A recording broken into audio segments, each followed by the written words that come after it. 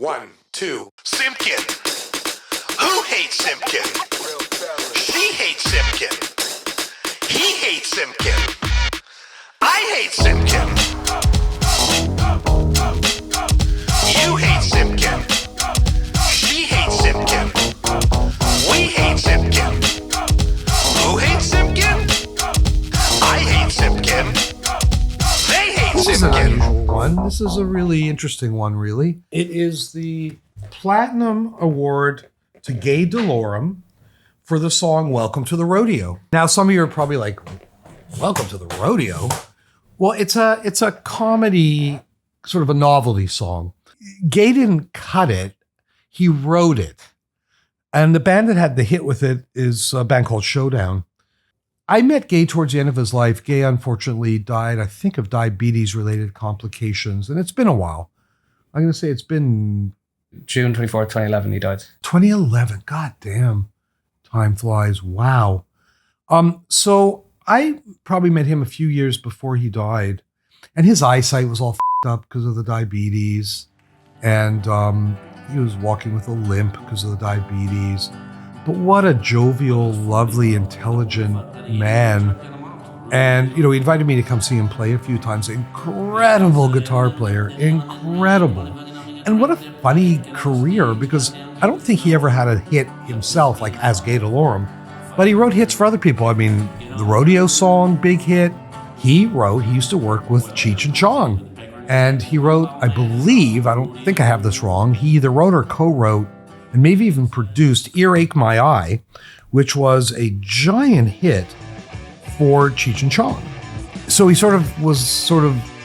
was one of those musicians who was really respected by musicians. He was a real hero in that sort of musician community.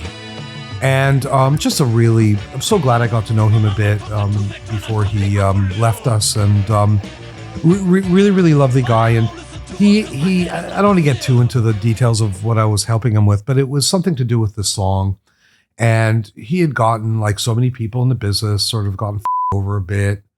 Early in my career, I was kind of a bit of a mercenary as a lawyer. Like I was sort of, the guy you'd hire if you had some nasty business to do.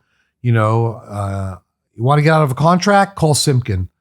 You want to kick somebody in the teeth? Call Simkin. It's like I was sort of that guy. And I'm not that guy anymore, which I have to be honest, I'm very happy I'm not that guy anymore. My career kind of went in a different direction. As I sometimes say, I'm glad I'm no longer a rent-a-prick. But it's funny because so many of the things I did back in the early part of my career still reverberate to this day. I think a lot of my reputation and a lot of the fact that I'm a bit of you would say a polarizing figure, really stem from those early days when I was kind of a fixer. I was kind of hired to fix people's problems. And in this business, a lot of people had problems. And that's why the major labels really had issue with me, I guess, because they looked at me as a bit of a troublemaker. I mean, there were record labels in Toronto who would sign an artist and they used to say, okay, well, you're going to need a lawyer. Just get anybody but Jonathan Simkin. And then the funny thing is, half those artists would come to me for that exact reason. Hey, the record label told us not to come to you. We want to know why. And I said, well, because I like to advocate strongly for my clients. I said, and I'm not one of those lawyers who just wants to keep getting referrals from the labels. I don't give a shit about that. I give a shit about what my clients think of me, not of what the major label thinks of me. And that's why I think, I'm a bit of a polarizing, at least early in my career, developed a real polarizing sort of reputation. The artists loved me. The artists I worked with loved me. The people on the other side of the deals, not so much. I sort of had one of those situations with Gaye where I had to help him with something. I helped him and he came to my office and gave me his platinum record. And I think what he said was, F it, I can get another one for myself. I want you to have this one, if it wasn't for you, et cetera, et cetera. And it was very kind of him to do. And, I sometimes will be in my office late at night. So I'm going to rephrase that. I'm always in my office late at night, but what I was going to say was sometimes I'll be there and I'm just thinking about stuff or taking a mental break. And this record happens to be right behind my desk. And I'll look up and sort of, have a nice little sort of moment of thinking about Gaye and what an awesome dude he was, and how much fun we had when I would hang out with him. And it's a great memory.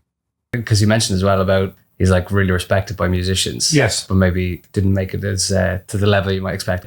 People online seem to, when you find his name, there seems to just be more talk about his personality than his music. It sounds like that's what stuck with you more as well. He was jovial and funny as I mean, I think there's a reason Cheech and Chong dug him, because he was funny. I mean, he was just a really funny, good vibe kind of guy, loud and boisterous and laughed like Santa Claus. And I mean, he was, and a big dude, and bigger than life, both like physically and just his personality. So that doesn't surprise me at all that people would be, because I don't think many people would know much about the music with him. You might know Earache My Eye. As a kid of the 70s, that was a big, big hit. And Cheech and Chong was a big deal in the 70s. And he was a big part of that. And so I think a lot of people know him from that. I don't think I've ever heard him on the radio. And it's funny, I certainly knew the song when he came to me, but how did I know it? I mean, I don't even know how I knew it. I probably heard it in bars. I probably heard, I don't even know.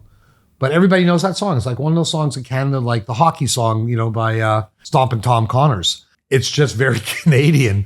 So it was a novelty song. And I mean, that's where it got its popularity. And in Canada, platinum at that point, I think it was 100,000 records. So, I mean, 100,000 people bought it. I think it's what you would call an early version of a word of mouth song. He seemed to play like every type of music. Flamenco he did, because I remember seeing him perform flamenco. And it was incredible. Like, his skill as a guitar player was incredible. Flamenco, jazz, country, blues, rock. I Hate Simkin.